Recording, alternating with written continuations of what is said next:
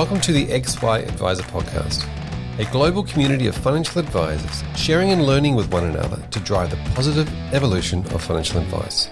To get involved, go to xyadvisor.com or simply download the XY Advisor app.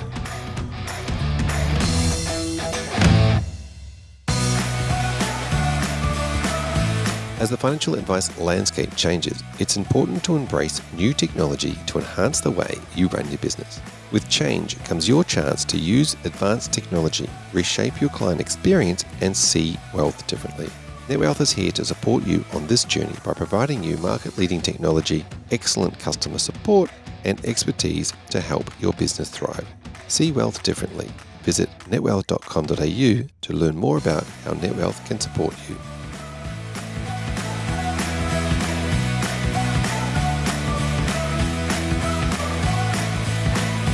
Welcome back to the XY Advisor Podcast. I'm Fraser Jack, and today we are at episode 2 in our series on technology and innovation. We're talking about tech trends, all sorts of things from, the concept around a lot of millennials these days were brought up as digital natives, knowing nothing else. We tackle a few conversations around the use of data and structuring data. We also look at things like, what's at the center of your business strategy and how the client experience has become a term that we just instantly go to these days. So let's dive into this episode. Please welcome our panel of guests. Welcome back to this episode, Patrick. Great to be back. Thank you for coming along. We're talking about tech trends and all sorts of things. Let's kick off the conversation with the concept around the trend of being the digital native, or understanding that some humans these days have never grown up in an analog world. Yeah, it's interesting. I once heard it described as with my particular generation. So I am 37, and I am old enough to have actually used the Dewey Decimal System. So, but still, I spent all of my years word processing through school and, communicating online and stuff like that. So, maybe we're in a little bit of a sweet spot with the divide. Maybe some of the younger people listening might just think, no, you're already too old. You're already, you're already out of date, mate. Those people who don't know what the Dewey Decimal System is, it was pre-Google, I guess, is a good way of putting it. Yeah, that's right. Yeah, exactly. You had to look up stuff and then you'd get there and the result that you were after just wasn't there. Yep. It was really exciting to use. Yep, fantastic. But look, on that point though, it's not just technology that's changed, it's how things have been democratized along the way. There's technology, and yes, sure, everybody's expecting for things to be tech friendly and tech savvy. And there's an old Stanford study that we refer to a lot of the time in our websites business in terms of the impact having a good website has on trust, and how much of what we see online is really built around trust. And it's a really important thing when we're thinking about tech trends or how to engage with people, because we've got to think about who they trust. And typically they already trust their industry super fund, where they signed up to their first job, probably got put in an industry super fund. The money's already there. It hasn't apparently been stolen in the first 10 years of my working life.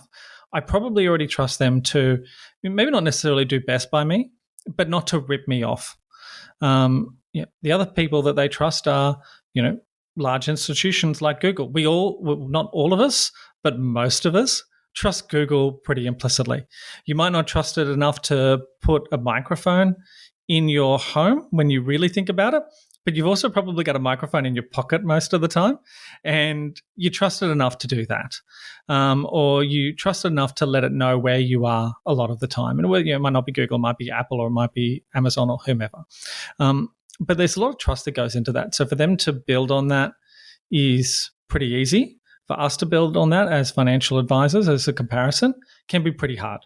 And that's where something I think has really shifted. With the third party being there, is going beyond the companies into the influencers. And I mean, that's just a fancy name. But there's been influencers in, people who have been writing editorials for many years, or who are authors of books before you could become an influencer, perhaps much more quickly than you used to, but the concept's the same. And that's a real shift because people will trust those influencers more than they'll trust a financial advisor, for example, especially post Royal Commission. There's which did a lot of damage along the way.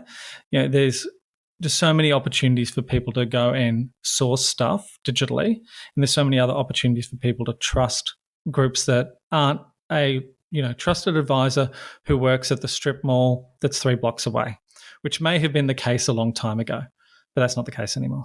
Yeah, and like you mentioned, the trust in websites, the trust in that, how that the look and feel, and the value they get out of that website, which is often, as you said previously, quite simple, but also around that, over time, I sort of feel that the trust comes in when I'm thinking of technology trends.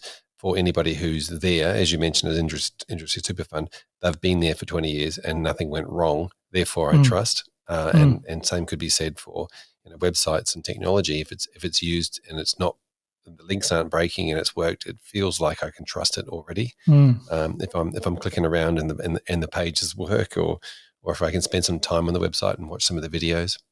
Yeah, or if it's just obviously been around for several years, or where we often do this work when we're working on websites in particular is to really try and encourage practices to build the bridge from the digital to the analog. So when you are using the website and people are clicking around, hopefully you've got some very human faces on there that aren't from stock photo libraries, but that are actually of you and your team, and a meeting with hopefully real people that are real clients. And then that helps to take that digital trust and turn it into sort of analog trust, so to speak. And that's something that we can do that those bigger institutions or influencers or whatever can't.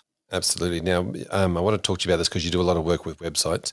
The concept, or the newish concept of doing reviews, like the old Google review, or it used to be called the testimonial. I'm not sure I like that name too much because it just implies that it's going to say nice things, whereas a review has a possibility of being a bad review. Tell us about how reviews are being used these days as a sort of a trend. Well, they're now getting easy to use, which is why people are using them. They've been around for quite a while now, and a little bit like so many things, you don't need to believe in Google reviews for Google reviews to believe in you. And you can be rated whether or not you've registered your business in Google reviews. Somebody can just go in and say, you know what, ABC Financial Planning is here. I'm going to put a pin. I'm going to say it's here, and they suck. And 1 star, and here's all the reasons why we can't stand them. So you can absolutely get negatively reviewed. One thing that I find really interesting in this space, if you're a little bit cautious about going into that, at last I checked, the most trusted review value is not 5 stars across the board, it's 4.2. So if you get a couple of 4s in there, or even the very occasional 1 star, that's actually good because it makes you look more legitimate than 55-star reviews. But it's a very strong trend, and it's really good for search engine optimization, but it's even better for building trust. And you hear me talk about trust a lot, and the element that's in there is, you know what, I know that, as you say, it could be bad. I know those people are real. One thing if you integrate these review systems properly, whether it's done through Facebook or Google or something else, we do a lot with Google reviews in particular, and that's what I typically recommend. The tool that we have automatically imports the name from what they've said that they're happy for Google to share, their profile pic if they've uploaded a profile pic to Google, and cheekily ours also filter out the 5-star reviews. You can still filter in only 5-star reviews, I should say. So somebody may still give you a 1-star review. That will still change the overall rating, and there's nothing that can be done about that, but we don't necessarily showcase anything under 5 stars on the website. But regardless of how you're doing it, you should absolutely be capturing Google reviews. And then when you've got them, you should be showcasing them on your website in particular, and in any other place you really can. I was watching Space Force a few months ago, and when they couldn't find a plumber for Space Force, they end up starting to interview people based on their Google reviews. And, when you start seeing those things just eke into pop culture, I'm not saying it's an authority, but like pop culture are, really making fun of how people just make decisions based off 5-star Google reviews. And, it's when we're in a trust-based business like ours, it's too important to pass up. Yeah, fantastic. I love the words you use there about you don't have to believe in Google reviews, but Google has to believe in you. Mm-hmm. That's really good. Now, tell us about structuring data, because I think this has been a big trend over the last few years. The idea of we had all this unstructured data and filing cabinets and words and file notes and things, and then we've seen this trend towards having structured data. How important is that? It'll become increasingly important, but I think that many of our listeners may be in a similar boat to I am, where they've heard a lot of stuff about data, but they don't really see what it actually means to them. And it is one of those things where, yeah, sure, it might well change the world, and big data probably has changed the world. Literally, if you think about elections and whatnot, it has. But has it changed our financial planning world, especially for those of us who are in smaller practices? Then, maybe not. So there's still a lot to come, I think, but it really starts needing to get down to that level. And this is where things with it like AI will come along over time, where it can say, you know what, just give me your data. Don't even ask me anything. Just give me your data and I'm just going to infer what I can. And here's some inferences I've got, which just don't require a huge amount of investment, a huge amount of diligence in terms of making sure your data is useful. It'll eventually one day get to that point, but we're a long way away from that. Where data can be helpful is certainly at the licensee level, where they are looking at larger groups. They've got larger sources of data, so it can be very helpful for them at their level of scale. And they're trying to manage things like compliance as opposed to informing better business decisions. The other thing that can start to happen is when you've got a good tool that's got good data in it, you can start to build rule sets. So, for example, Nod as a group, specialize in making it really easy to build rule sets to streamline your advice generation. I think that's really cool, and it's something I wish I had when I was a paraplanner. And whilst it's not a tool I use too often with my clients at the moment, that kind of thinking is something that you can enable if you've got good data. So is there value in data? Absolutely. Is there value in data just from a business management perspective, or being able to build rule sets in your business as you start to implementing, simple programming options? And that's there's a term for this called no-code solutions. Then you can start to say, hey, if this, do that. And you can do that when you've got data. They're the sorts of wins I'm seeing now. We do a lot of this. We do a lot of coding at our end, and we've been doing a lot of that stuff for years, where if we've got good data, we can automate output, and we can build that based on what we know. So to give you an example, we might have a marketing document that we generate from your CRM, but because we've used code in it and we know what type of category the client is, what gender they are, what age they are, what their marital status is, we tailor the output based on those 4 factors, so that the imagery that we use speaks to those people, or the terminology that we have speaks to those people. I'm seeing those sorts of wins in the short term, and I think there's more to come, but we're a fair way away from seeing, big data hitting financial planning. Fantastic. And Pep, before we go, I just wanted to get your ideas on the future of sort of face-to-face versus online meetings as a trend. Oh, I think they're just going to become ambivalent. You'll just have meetings and you won't really think about whether they're one type or another. I mean, that's how I've been running for the last couple of years. And, I started up a business not long before COVID hit, maybe not the best timing. But, that's just how things are. So once, I think most businesses would already be at the point where they're very comfortable doing either. Not all clients are at the point where they're very comfortable doing either, but that'll come with time.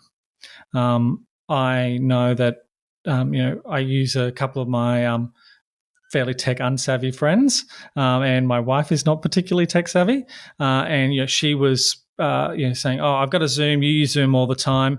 I don't know how to do this thing. Can you step me through it?" And I'm like, "You do not need me to step you through it. Just go and try, and by all means, call me if you have a problem." And she was like, "Oh, that wasn't what I thought it was going to be." And as that happens with wider and wider sections of the population where they're just forced to, we'll just stop caring.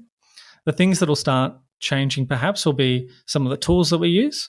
for those people who have installed big screens in their practices 10 years ago so that they could present things via PowerPoint or via a PDF on the screen or something like that, that'll change. For those groups, there won't be a lot of change because whilst it'll be a different physical layout, the process won't change much. For the advisors that have never had a big screen in their office, they've always been printing stuff out and speaking to the printouts, that'll feel a little bit different. And some of the tools that used to work well printed maybe don't work so well digitally. For example, my typical recommendation for an SOA is to actually print it out in landscape. If you've got a design that can work with that, because in part it presents better on a screen. There's lots of other reasons, and other things present better in landscape, but you can present it better on a screen. And when 50% of your meetings or whatever the clients feel like will be on Zoom, you've got to start making some of those decisions. Or the PowerPoints that you might have had that worked well for some things might need to be adapted more for that context.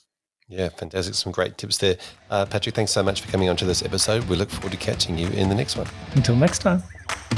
Welcome back, Hayley. Thanks for having me.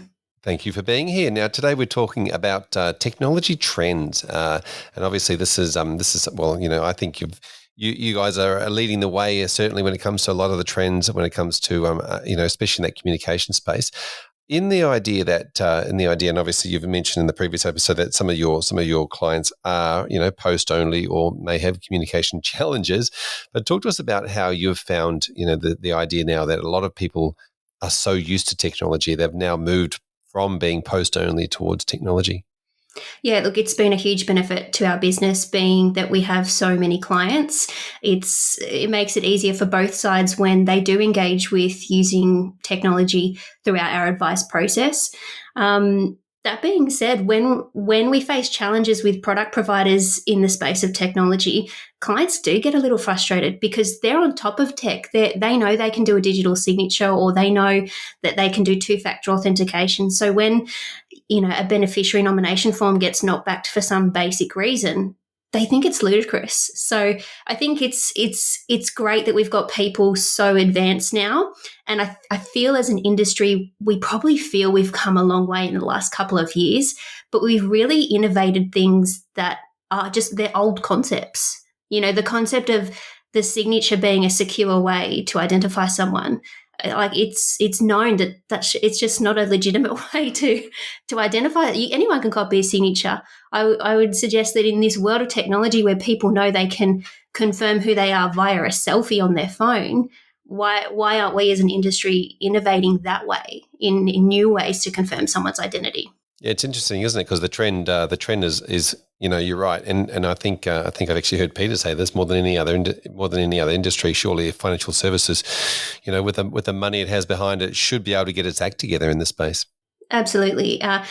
Having said that, we've got a lot of clients that aren't fully there yet. They're not. They've got an iPad, but they don't know really what to do with it. They've got an email address, but they never check it. We've really used this as an opportunity to educate people because it does benefit us and it does benefit the client. So we've found some great resources that are actually provided by the Australian government. There's one called Be Connected.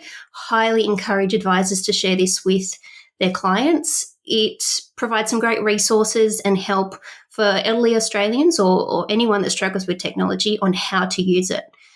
We ran a webinar on this and noticed a huge improvement with clients that weren't engaging via technology had started to. And it's a journey.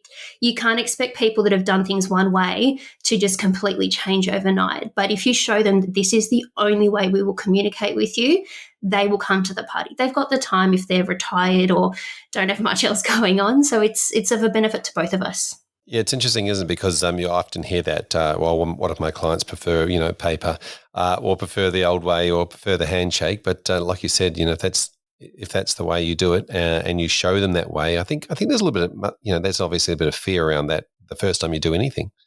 Understandably, I can appreciate for some people that if that technology is new to them, you would be afraid of it. In our latest webinar, we spoke about cybersecurity and we encouraged people to set up password managers. For a lot of our clients, they've never heard of that is a thing before. Whereas us in business, we know it's our only way to protect our passwords. So sharing something basic like that helps clients gain that confidence in an area that they can be quite uncertain. Yep. Now you mentioned the webinar there, and that's obviously, I think it's a bit of a technology trend as well. You're running a webinar for your existing clients, is that right? Yeah, absolutely. So we have Caboodle Question Time. We run it every 2 months now. We were doing it quarterly, but we really did have great engagement with it. So we found that not just covering off on financial stuff made a difference as well. As I said, talking about cybersecurity, things like that, it made a difference. And we had really great engagement. And through lockdown, we ran trivia nights for our clients. And that was fantastic. It really, for the team, it lifted the mood because we were so surprised that clients would want to do a trivia night with their financial advisor. But it really built a connection between us and our clients, and people that you wouldn't expect to sign on to our webinar, they did. Yep, amazing. Now, speaking of trends, you guys have been working remotely for quite some time, and you work with clients all around the country. I think gone are the days when advisors or planners have to work with a local group of clients that live near them.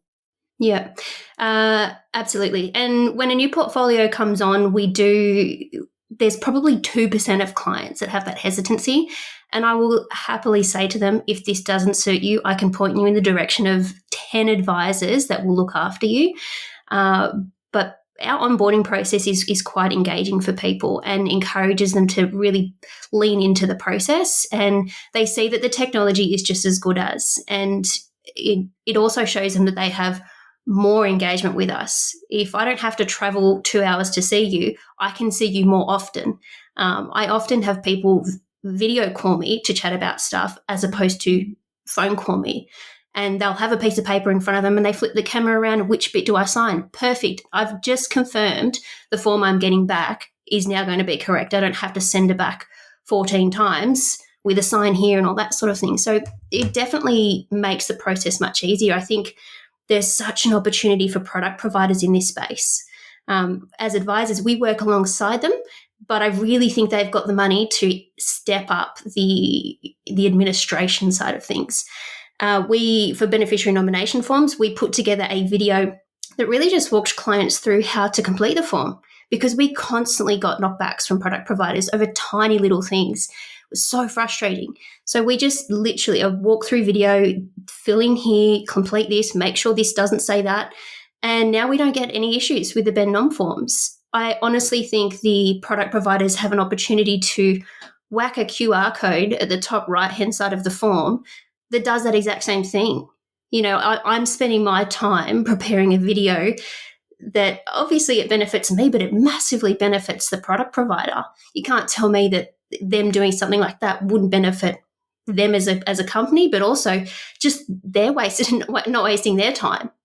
So I think there's heaps of tech that us as advisors are leaning into, but the product providers could do more of that as well. Yeah, you mentioned QR codes, which is obviously one of those things that I think you guys talk about, that everybody in the country now knows how to use a QR code, and those short little educational tutorial. I want to say I got the wrong word. Tutorial videos that just explain stuff. I think that's a fantastic idea. Yeah. Now that leads in probably to the client experience being, the focus on client experience being, such a big trend these days, as in it kind of needs to be a no-brainer instead of just doing stuff that's functional, and it needs to be pleasant from the client's point of view.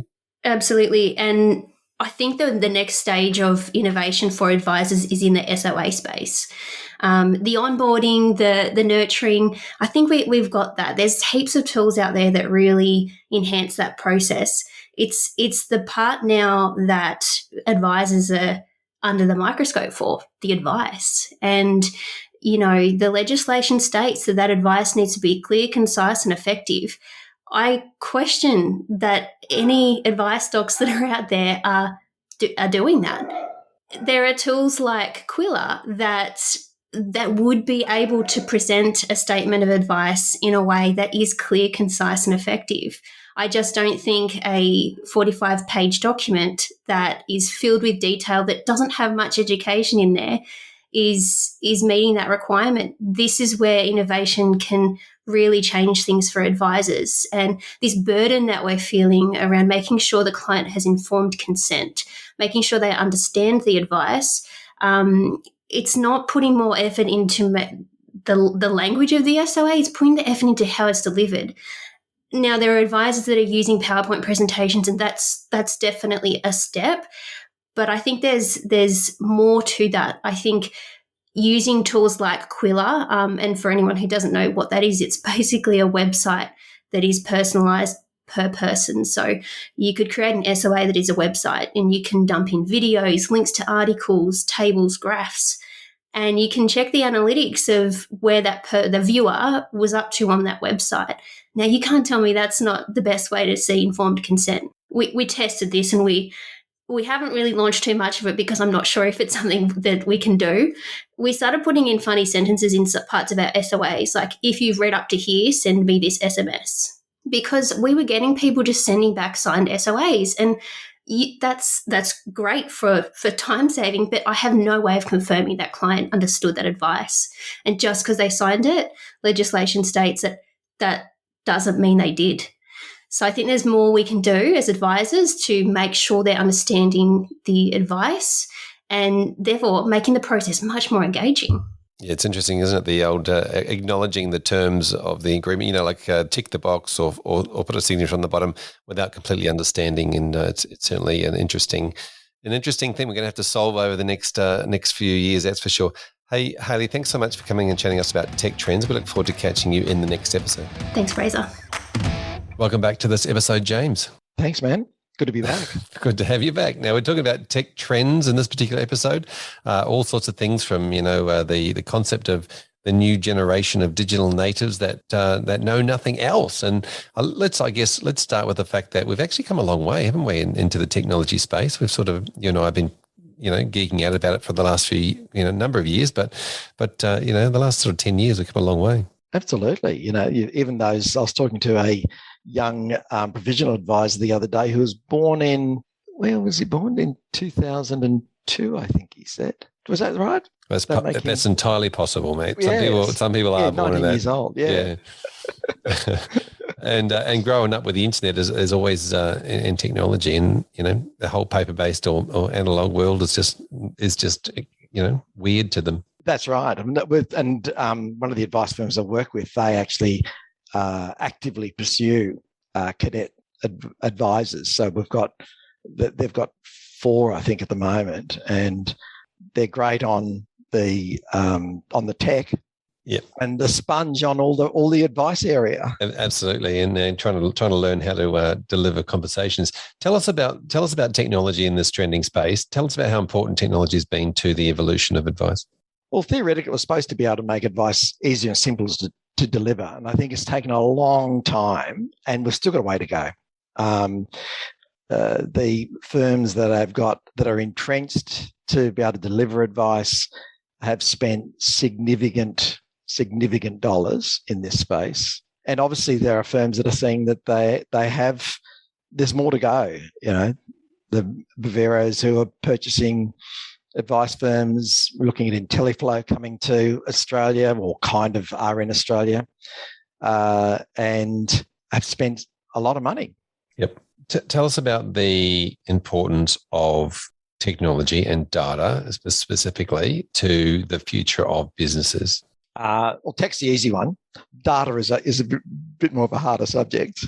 We deal with data first. I don't think any advice firm or even, dare I say, licensee still has a grasp on the value of the data that they have.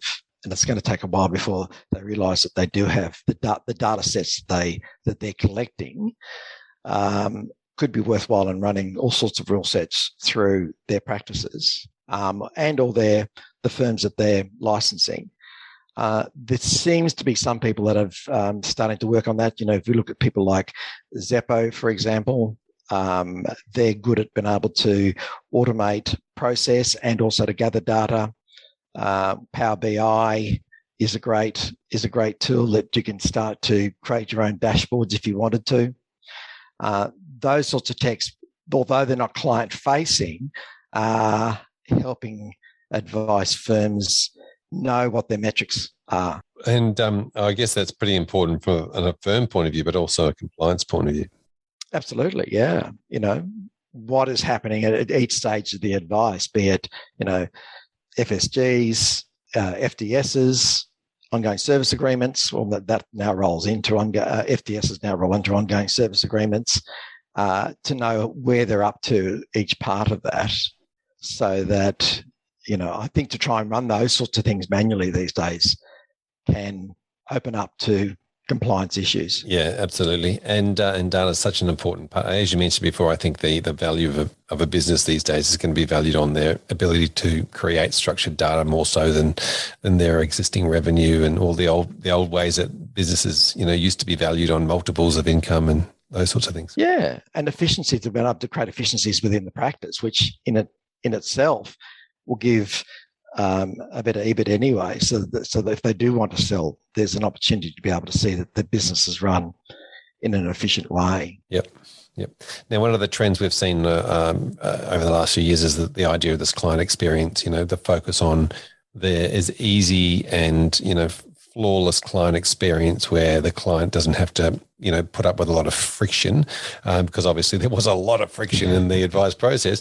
How do you see, where are we up to on this particular tech trend, that, the focus on client experience and where have we got to go? Not very far is my feelings about it. I think we've still got a long way to go. Yeah, COVID's helped with regards to having online meetings. So that's allowed the ability to be able to connect quickly. Obviously, having things like PowerPoints now that are a bit more can be integrated into those online meetings. I know some firms that are using Canva to be able to create templates in that area as well. Subject close to your heart is video presentations, which I think that's if any space was going to grow, that's going to be a space that's going to grow.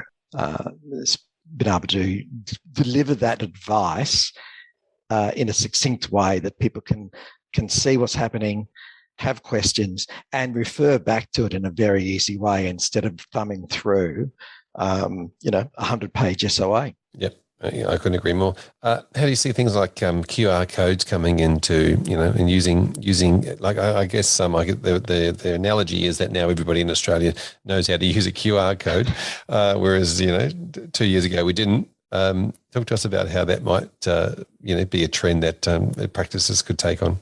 Yeah, I'm not sure that's true when you're standing behind somebody who's trying to open their phone and you're trying to get in a door when they're trying to do a QR code on the way in. What does it lead, follow, or get out of the way? Well, I've seen advice firms, I think in the last podcast that I referred back to, PDS has been inserted into SOAs.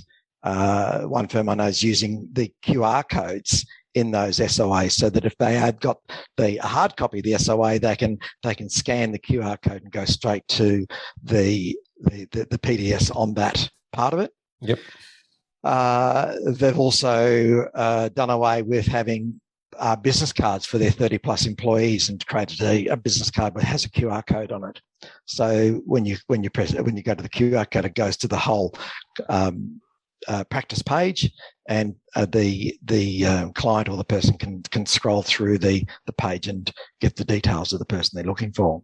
Probably a little bit easier when you got staff turnover and you can just update the page rather than having to print new cards. That's right. And how do you see the future of face-to-face versus online?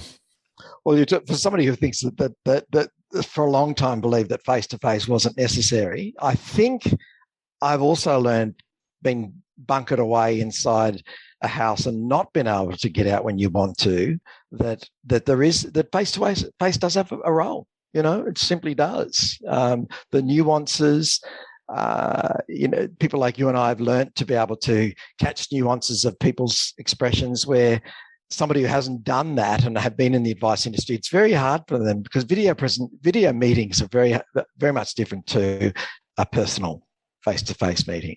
And I think it's a learned thing to be able to get as much out of a video meeting as you do with a personal, but I think personal still has its place. Will it be as predominant as it was last time? Probably not. Yeah, I think you're right. You know, there's something to be said if you can meet somebody in person, and then the secondary, or if you're catching up with them in an online meeting, it's still once you've met them, it's okay. But yeah, Yes. just doing that whole Zoom thing, it's you're right. It's difficult and it takes time. Yeah. Absolutely. James, thanks so much for coming on to this particular episode. We look forward to catching up with you in the next one. Thank you. Ciao. Welcome back to the conversation, Cara. Thanks for having me. Fantastic to have you here. We're talking about tech trends from all sorts of things, from different millennials now being digital natives, all the way through to some of the technology, the trending technology being used.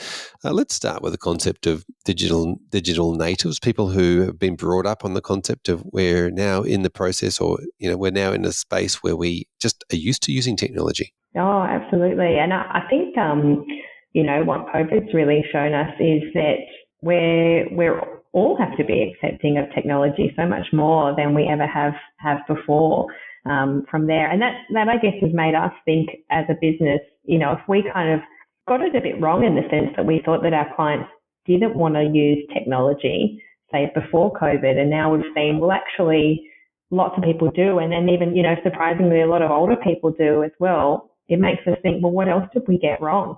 What else can we look at as a business and make some changes and think about where else can we fit technology in, or just, ultimately I think as a business, we all need to make things less manual wherever possible. And so, we're just constantly looking at different opportunities wherever we can. Yeah, it makes me think of the Mythbusters episodes of, like to be able to say, is this true? This thing that we believe to be true for so long? And you're right. There's so many times I've heard, well, what are my older clients who want blah, blah, blah, assuming that they're not digital savvy. Yeah. Well, I mean, we work with just such a wide variety of clients as well. You can't bucket people into one group because there's just that much diversity in today's day and age. And, I think that there still is, technology skepticism, both from younger and older people. Like, I guess, and there's that many scams and things that come through. Sometimes you do need to be really cautious about what you're signing up for, who you're giving your data to, and what's a legitimate email and what's something that somebody, might be phishing or something along those lines. From there. Yeah, there is. And that's a really big part of it, actually, the security. We sort of touched on security in the last episode, but really security is a huge piece of this moving jigsaw puzzle that is all the technology that we use. The idea of, clients sending or responding to emails that they think are from you, or that advisors responding to emails that they think are from clients. I think email's not a very secure thing, but security is a huge trend. I think that we might be at the beginning of that, might be getting bigger and bigger. Oh, you're absolutely right. And, I think we do still rely on email a lot. I think that kind of really is the easiest way to disseminate information from there. But, again, you can share documents through the client portal. We've always got that access. And I think it's always good that wherever possible, and certainly we encourage our technology providers to make sure that they've got two-factor authentication for any logins if they're there as well. Just making things more and more secure. Certainly, we've had to look from our business in terms of the receiving end. What is coming in from emails, and always just making sure that that's aligning with the conversations we've had from clients. From there, if there is anything coming through, making sure that we just, jump on the phone and just speak to the client, make sure it's in line with any conversations that, or any actions that we've had, and I think that's just a bit forward perspective. We did actually issue, it was a fair few years ago now, where we did receive a scam email from a client, from the client's email, and we ultimately had to make good on that withdrawal. So, we're just certainly very conscious of never making that mistake again. And I think that sort of fundamentally changed the way that we often do things in the business. We've learned from that mistake, that's for sure. Yeah, it's everywhere, isn't it? The email, for those that aren't following along at home, email is very unsecure and can certainly be hacked, and even lawyers and professional services are certainly in in that area where somebody said to me the other day, one of the most profitable business models in the world is hacking, distilling data at the moment. It seems to be like it's a very profitable business for people. So something That's a bit we really need to be careful. Yeah, it is. It is, certainly. Talk to me about, while we're on security, talk to me about what you're doing in the practice with regards to teaching your staff and making sure all of your processes and your systems are secure. I mean, obviously from like an IT perspective, we engage with an IT professional to do a bit of an audit from time to time, make sure that, we've got the highest level security we can. I think it's also just a matter of making sure that you're working with really credible providers and good operators.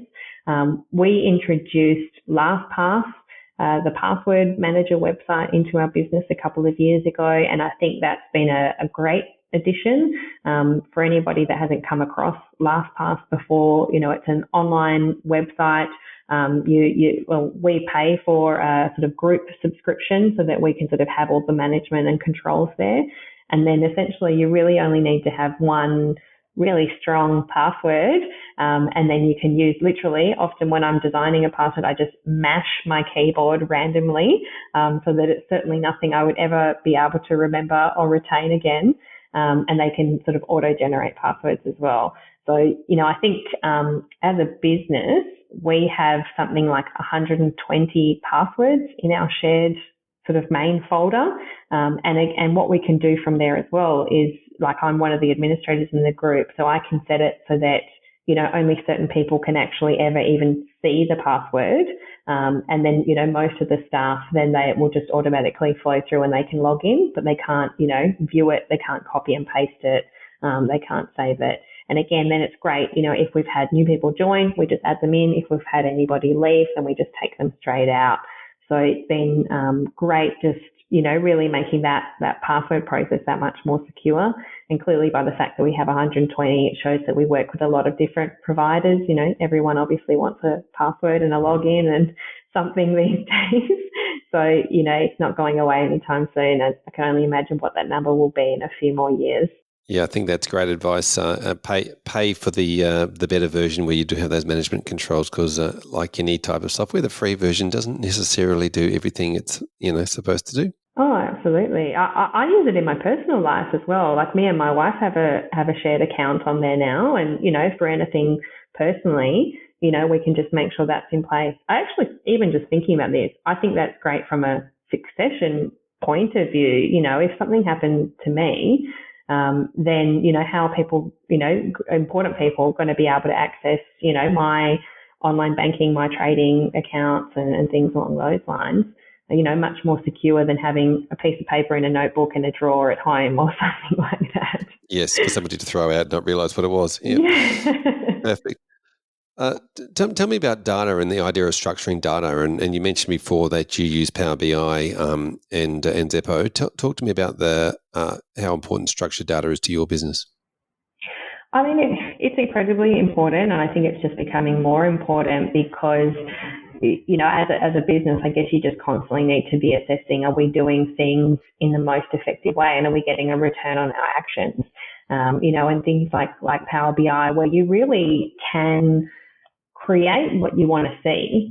You have that much control over, I guess, the reports. You can design them to be exactly what you want in terms of, okay, do I want to track output? Do I want to track meetings? Do I want to track attendance? Do I want to track conversion? You can sort of really make it whatever you want. And again, one of the things we've been doing is just looking at that and saying, okay, where are we getting our best return? What should we be focusing our energy and our attention on? Because as things go on, I think it wouldn't be any surprise to a lot of, advisors and practice managers out there that it's getting expensive to deliver the same outcome to clients. Compliance burden is going up, costs are going up.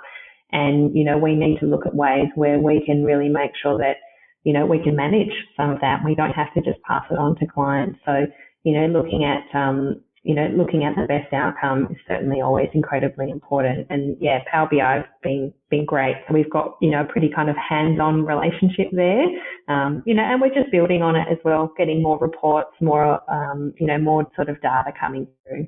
Wonderful. And now tell me about the idea of the client experience. There's been a lot of focus on client journey and client experience. As we've implemented software, often we'll implement things that just work and they provide a system, but they might not be very nice for the client. How's that overlay been in your business? I think at the end of the day, we need to continuously be building on the client experience. If the client's not enjoying the outcome and they're not getting value from it, well, they're not going to be very happy. So I think technology is there to just build and enhance that. And certainly say the use of Zoom, I think has been a great addition. One, we don't have to only work with clients in Perth. We can have much better relationships with people all over the country. Hence having an advisor over in Sydney now as well. It makes it that much easier to have a broader team. We need to make sure that we're using technology in such a way that we don't lose what makes us special. And I think where we really try to sit at TWD is to have a really high level of service and a really high level of value that we provide to our clients. I think certain meetings within our process certain meetings work better face to face, and certain actually work better over Zoom because we use documents and we use screens quite a lot. I've had what we call a strategy meeting with the client this morning, where we're going through their modelling, we're going through and educating them around different concepts. And I generally suggest to clients that, if they're comfortable and, when they're sort of, technology savvy, that we do this one over Zoom. One, it gets them nice and comfortable, and it's just easier to have it nice and big in your control, be looking at the numbers, playing around with some of the variables there on the screen. It just sort of makes things flow that much easier. And then, obviously there's certain meetings that are that much better to do face to face, where you do have to do a lot of physical signing. But, that said, more and more can be signed digitally these days. I think more of the super funds and insurance companies, they'll get online with this more and more in the future as well. I certainly don't think we're there yet. But, times are changing pretty quick, so we'll just have to see how that rolls out. And then we can, get DocuSign more involved. Currently we just use it for everything internal, but, certainly as people are more accepting of it, then we want to roll that out as much as possible. Fantastic, Cara. Thanks for coming on and chatting to us about tech trends. I love what you're saying there. I love the fact that we might be moving towards some great things with technology coming up. Look forward to catching you very soon. No worries. Thanks. Welcome back to this episode, Matt. Thanks, Fraser. Looking forward to it. Fantastic. We are talking tech trends, all different things around trending. And obviously you've done a lot of stuff, and we sort of touched on some of the reports and surveys you've done previously. What trends have you seen? Well, the first thing about trends is we can always look backwards, and we've got all sorts of fantastic stats and insights on what's happening or what has happened. As far as looking forward, as you know, it's crystal balling, so some of it will be right, some of it will be wrong. But look, I think there's some really interesting things happening in the market at the moment, and we touched on it in the first episode, just around some of the key mega trends that are driving significant change across our industry, but also all industries. And it might just be worth recapping on them really quickly. The first is just COVID and the acceleration of tech adoption, and the fact that tech adoption really has fast forwarded, if you like, somewhere between 5 and 10 years, and that is the use of technology by business and the use of technology by consumers, and that's driving major change and changing behaviours. The second is the emerging affluent, or the millennials with money, and the fact that they are now a segment for advisors that simply cannot be ignored, and I'd love to chat more about that. And also just that digital wealth services have gone mainstream. So society's gone cashless, or largely cashless. All age groups are now paying online. We're using PayPal, we're using Afterpay, we're tapping our phones instead of handing over money. And so people are becoming far more comfortable with managing their money online. And we're seeing a lot higher usage of even our own mobile app, where millennials and older clients are logging in once, twice a month to have a look at their balances and to have a look around at what's happening within their portfolios. So a big shift online. When it comes to actual advice technology, though, which is how do we support these changes in consumer behaviour, one of the really big and I think really exciting trends at the moment is data. So how firms, licensees and also practices are starting to understand the power of data within their businesses. So data probably is one of the biggest assets we all have, and our industry is particularly lucky just with the amount of data that we start with. So given the fact-finding process, we really do know a lot about our clients, in fact, more than most industries, bar maybe the medical industry. And that's a really good starting place, but there is a lot more that we can do. So there's data that we don't necessarily collect at the moment around website visits, how often they're communicating with us, how often they're calling us, and how we can augment that data with property feeds and bank feeds, as well as feeds from other enterprise solutions. So when we're chatting to advisors and the research that we're getting back is that data is becoming a really sort of critical component of certainly better advice firms. And interestingly, through our advice tech research, if we look at the advice tech stars, so it's a term that I've probably referred to a few times now, these are advice firms that are adopting technology within their businesses at a higher rate than your sort of industry average, but they're seeing real business outcomes as a result. So they've got higher EBITDA margins, they've got higher revenue growth, they've got better client satisfaction. So they're using technology really effectively. And if we think about data, currently, 38% of advice tech stars are using some sort of data integration tool, but importantly, another 38% are intending to use it in the next 24 months. So you've got nearly 90% of these advice tech stars focused on data and looking at how they can really leverage the power of data. And there's two key areas that they're using data in. The first is whole of wealth reporting. So making sure that internally, they can collect as much data about their clients in an automated fashion. So it's things like insurance data, off-platform assets, clearly on-platform assets, pulling data from their SMSF software, so Class and BGL, getting the bank feeds that I touched on before, but also seeing if they can tap into services like mortgage and loan information. So being able to pull all that information in almost like a live balance sheet, if you like. So internally, that allows them to start to think about being proactive from advice rather than reactive. But equally, it also allows them to start to deliver great customer experiences because customers can leverage that data and for the first time see their whole picture, not just a subset of it. So whole of wealth reporting, it's a big focus for us. It's a major strategic initiative, but we're seeing across the industry there's a real demand for it. The second area that we're seeing data being used and being leveraged in advice firms is through client analytics. So this is really the practice management stuff and trying to understand in a lot of detail in real time what's actually happening across the practice. So understanding what is my revenue per age bracket. So have I got a disproportionate amount in post-retirement versus the emerging affluent, as an example? How much are these family groups actually earning me? What's my exposure to a different asset class or what's my exposure to a platform? So there's so many different data points that you can get these days to really start to manage financial planning businesses like big businesses with real-time dashboards and insights. And so that's really exciting. And when you boil it down, all of that stuff allows you to effectively come back to proactive advice and generating what we call actionable insights in the future. So getting the data governance right, starting to build out your data capability, and then taking it to the next level in the future. Yeah, so just on that, there's a lot of things I want to unpack there because there was a lot of things, but just that data conversation, we saw unbundling of products many years ago from some risk and some investment. There we saw unbundling of advice and the unbundling of advice and product, separating those two, and now we're seeing this data and software unbundling. So, I've heard you talk about the, mandating the idea of where you can store your data, but then being able to use different software to then pull that data. So instead of having that as one package, to be able to unbundle that. Yeah, and you're absolutely right. So we've got an internal sort of mantra, if you like, which is mandate data, not software. And really what that means is that the average advice firm is using somewhere between 14 and 17 different bits of technology.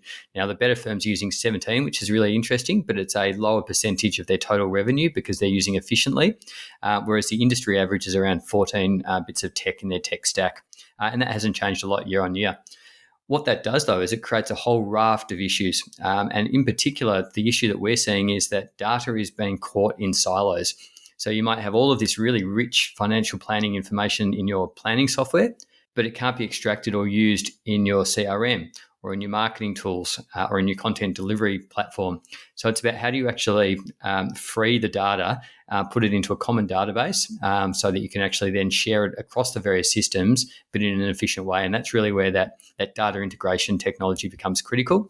And not surprisingly, that was a driving force behind our decision to invest into Xeppo, which is a data analytics platform and CRM that we bought 25% of about 8 months ago, and will no doubt increase our shareholding. We just see that as being a critical bit of tech, and it's a critical bit of tech that fits into the infrastructure, and in many ways should actually sit as the foundational piece of everything else. Yeah, fantastic. So just to be clear, there's a database, meaning structured data stored in a particular way, slightly different from CRM, which is your client relationship management system, which is something that you can use to use the data and to store other information. So database different to CRM? Correct. Yeah. So CRM, so the database, probably not doing it justice, but data warehouse, data lake, whatever you want to call it, it's a separate repository for your data, and that could be structured data or it could be unstructured data, which is things like website visits, traffic, social media posts, and some of those things. But the idea is to pull it out of the software and then choose which software you push that data into, knowing that you've got a consistent data set across all different technology parts. Yep, and that database, data lake, depository, whatever you want to call it, becomes the source of truth. Absolutely. And that means, hypothetically, if you're not happy with your CRM or you're not happy with your financial planning software, you simply remove it and put the new software in place, but knowing that you've still got the history and the data to support it. Yep, fantastic. That's a great way of explaining it. Now, we pretty much covered the COVID tech adoption, and you're absolutely right, the 5 to 10 year leap in that, or some could call it just a 5 to 10 year catch up. That's sort of the way I sort of see it. We're finally caught up. You mentioned cashless. It's an interesting point too, because obviously we still talk about things like videos, and my kids don't know what videos are. They're like, "What's a video?" But the whole idea of cash flow might even change to money flow, because we're not actually seeing cash anymore. Yeah, it's the trend's fascinating, and it really peaked, I think, recently when we saw Square Square buying Afterpay for $39 billion. And that really was, an incredible deal and the largest deal in Australian history. But that was all around the millennial market, but it was all very much about the move to online and the importance of online payments in the future. So it's certainly here, and it's not going away. Speaking of your kids, one of the things that concerns me greatly is that money has largely gone invisible. And so back in the day when you and I used to earn pocket money, we used to get cash. You do a job and you got cash, and it was tangible, so you could understand the value of the money. In this day and age where the kids simply order dinner on the phone by pressing a button, you can order an Uber and pay for it via your phone.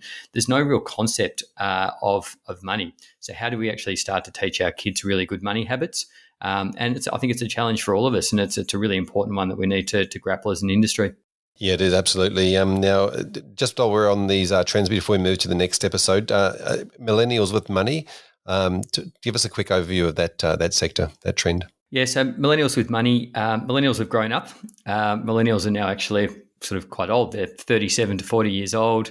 They're highly educated. They're typically in senior management positions or executive roles. They've accumulated a lot of wealth. So they've got a house worth more than $1 million. They've got superannuation of around $250,000. They've got another investment portfolio of somewhere in the vicinity of $250,000. So they're really good financial planning clients in their own right. But what's really important is that they are digital natives. So they've always grown up with technology and have expectations of how they want to be serviced. But they've also more engaged with their finances and more financially literate and more financially capable than any other generation. So you've got this, what we think is around 1.5 million sort of people that are looking for a coaching relationship or an advice relationship that are really well informed and wanting to improve themselves and become better investors and improve their general lifestyle. So this is a segment that we think is critical, that you can't ignore for the future. They will be your financial planning clients today or tomorrow. But we also think that they're going to be the main benefactors of the intergenerational wealth transfer that we've been talking about now for probably 5 to 10 years. So if anyone does start to think about, what does my client look like in the future, that has to involve a digital service. You have to have things like a client portal. You have to be able to talk to them across multiple channels and communicate and live where they live, not where we've traditionally lived or communicated. Yeah, you're absolutely right there. They may even have some cryptocurrency in their portfolio as well. There's a very good chance of that, and there's a very good chance that they will talk to you in lingo that you don't understand. So I think what's really interesting is if you look at the likes of Reddit and some of the trading boards on Robinhood, etc.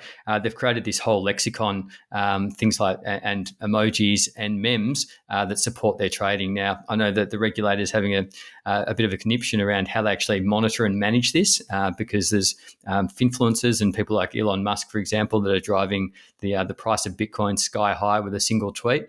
But some of my favourite that I've read recently, so you've got rockets, which are pretty straightforward. So when a stock's taking off or about to go through the stratosphere, you've got someone that they call a diamond hand, which is an investor that's happy to hold an asset even if it's making a loss. You've got whales, and so it goes on. But it's an interesting market. It's changing rapidly, but again, it's not something we can ignore. Fantastic. Thank you, Matt, for coming on this particular episode and sharing your ideas on tech trends. We look forward to catching you in the next episode. Likewise. Speak then.